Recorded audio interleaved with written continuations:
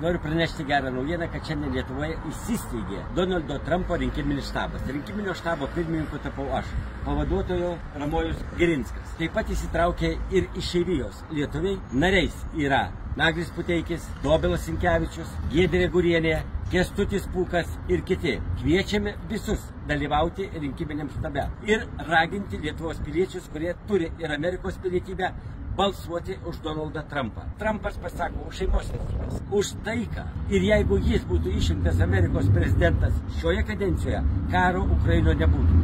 Jį išrinksim, karas Ukrainoje baigsis ir ne Ukrainos sąskaita, o Rusijos sąskaita. Nors to štabo pranešimas įvyko tik prieš kelias valandas, didelis visuomenės susidomėjimas rodo, kad vis dėlto tas štabas buvo reikalingas ir daugelis mūsų piliečių, kurie turi teisę balsuoti Jungtinėse valstijose, tokią iniciatyvą palaiko.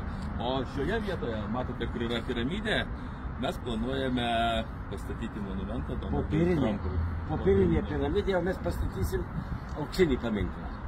Štai ką pasaulis už Donaldą Trumpą.